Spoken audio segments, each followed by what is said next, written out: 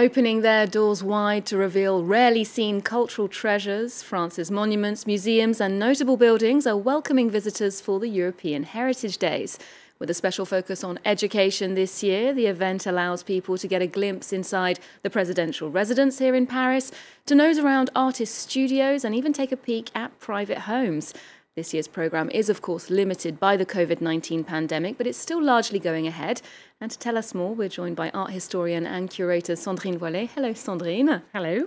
Now, you're someone who works very closely with museums, with the city's cultural capital. You know it inside out. But I wonder if you can think of a Journée de Patrimoine, a Heritage Day, where you had a really memorable visit, you saw something unexpected that made you see the city in a new light.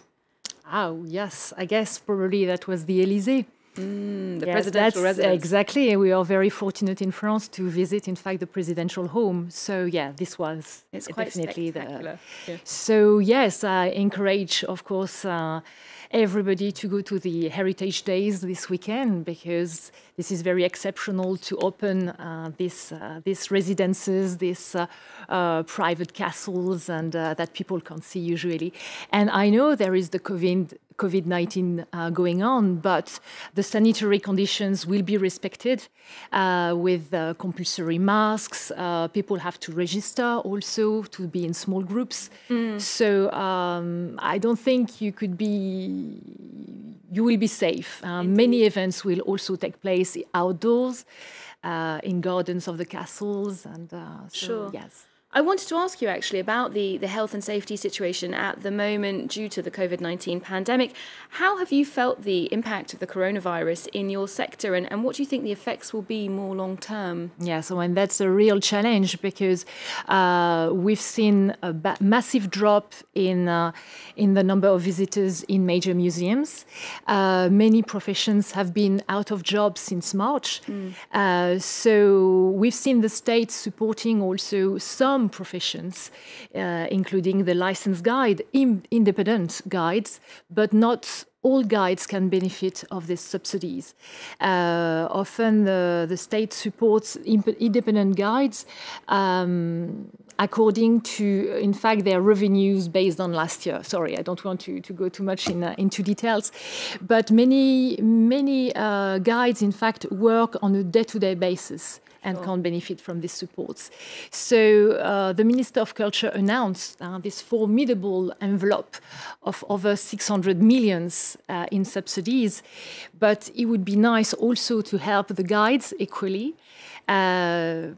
I mean, the majority of this envelope will go to the museums, who also had a drastic drop in visitors. They will also go to regional monuments, and that will be also very good, because it will allow to maintain renovation sites and also to keep the jobs of the conservators and builders. Now, here we're talking about Prime Minister Jean Castex's larger plan for the arts, which actually totaled 2 billion euros. Do you believe the money is going to get to the sectors that it needs to, the sectors that are most urgent? Alors, what was announced for heritage is, as I said, nearly half of it, I think it's over 300 millions, which will go to major museums, such as the Louvre Museum, Versailles. 100 millions will go to a presidential project, Villers-Cotterêts.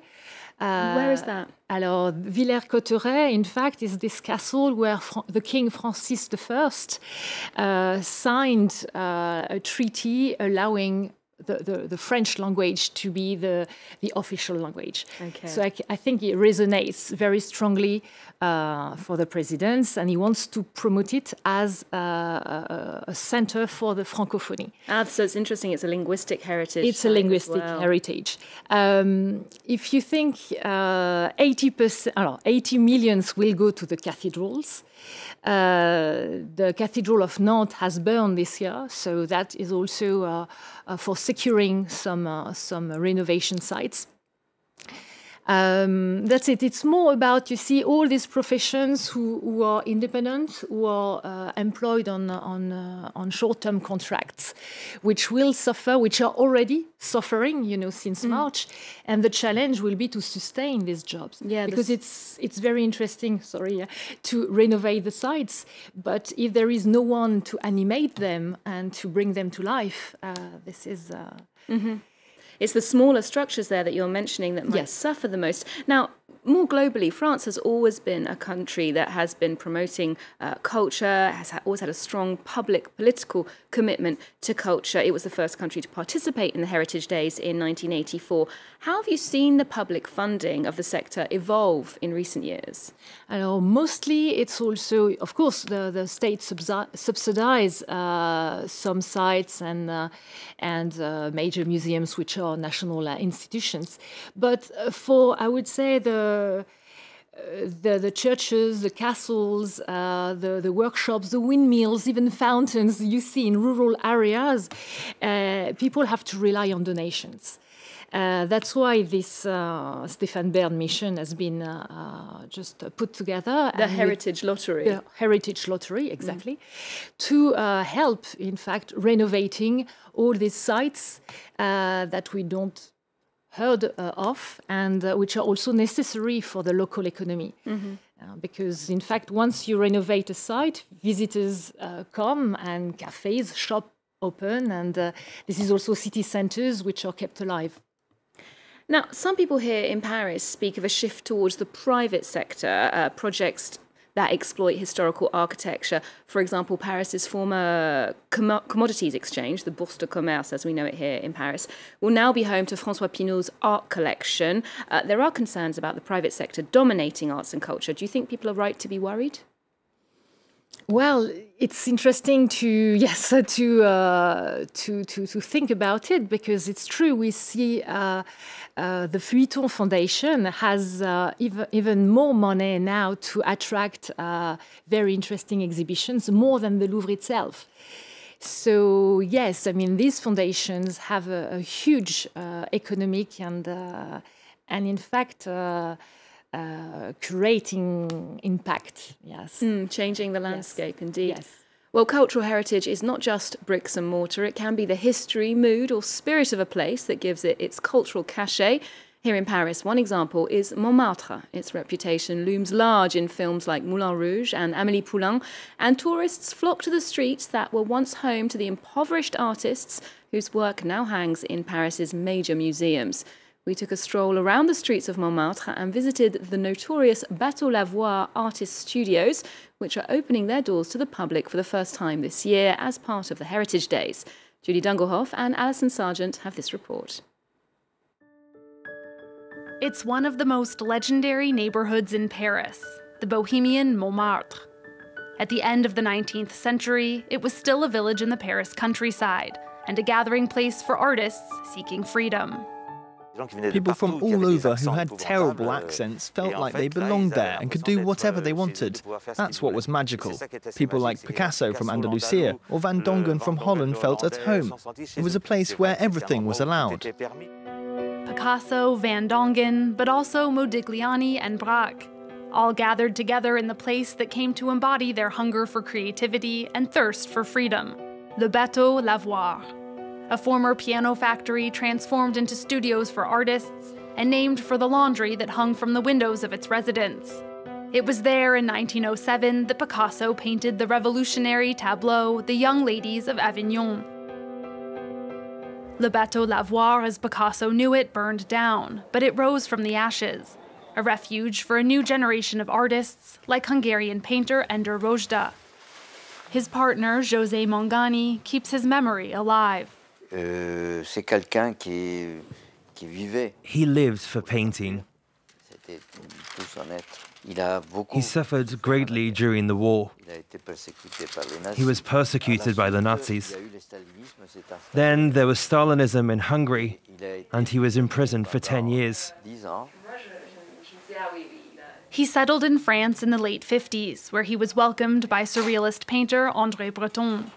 Until his death in 1999, this studio was his workplace. but were its historic occupants a source of inspiration? Above all, it was their youth that inspired him. Someone extraordinary like Picasso, who did extraordinary work here, but who continued elsewhere. But it would be too perfect to say there's a place where everyone will become great. Today, some 15 artists work at the Bateau Lavoir, open for the first time to the public as part of this year's European Heritage Days.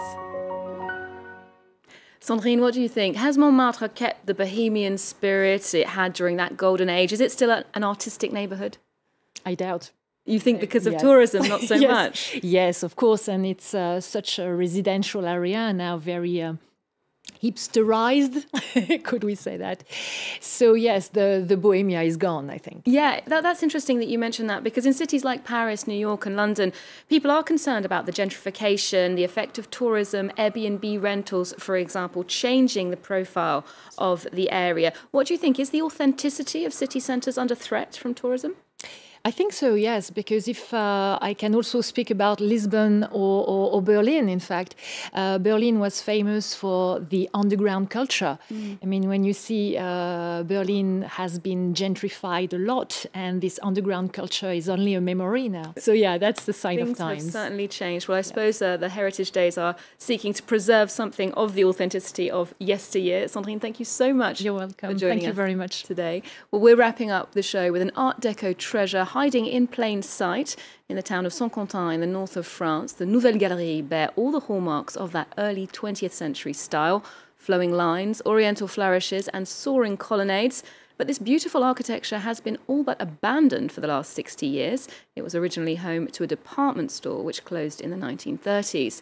It's open to the public as part of the European Heritage Days, just one of thousands of sites you can visit, so do check them out if you get a chance. Otherwise, you can get more arts and culture on our website, and you can keep up with us on social media too. There's more news coming up on France 24 just after this.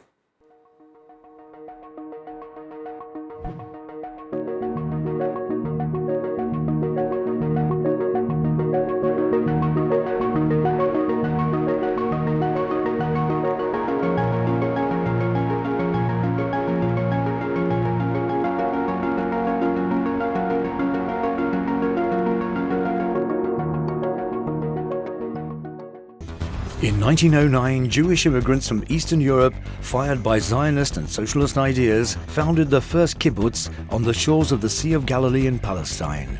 Few will have imagined that 40 years later, more than 70,000 people will have joined their community-based movement of mutual aid and unity. Today, the kibbutz forms a central part of the Jewish settlements and the State of Israel, but its nature has changed over the years. With privatizations, conversions into holiday centres, what remains of the original ideal? Revisited, presented by Stuart Norval on France 24 and France24.com. As a field reporter, you really get a sense of just how important it is to be able to go and check out things for yourselves on the ground. One example which stays in my mind is when I went up to northeastern Nigeria with my colleague Jonathan Walsh, and we wanted to do a report about the impact the Islamist group Boko Haram had left on the communities there. And we were being told by the Nigerian army for months that they had won the ground war, that the militants no longer posed a threat. And as soon as we were in the zone for ourselves, we could see that that was just clearly not the case. There were some roads that our local fixer, our producer, was absolutely terrified to take for fear of being kidnapped. We were flown out to enclaves of land by the UN by helicopter because we couldn't drive there. People were too afraid to go back to their homes a kilometre away because there was still fighting going on. And we even located one active Boko Haram member living in a refugee camp who told us he was still in regular contact with fighters out in the woods. So that really highlighted for me how important it is to go and see for yourselves what's happening and not believe what's in official statement, press releases or communiques.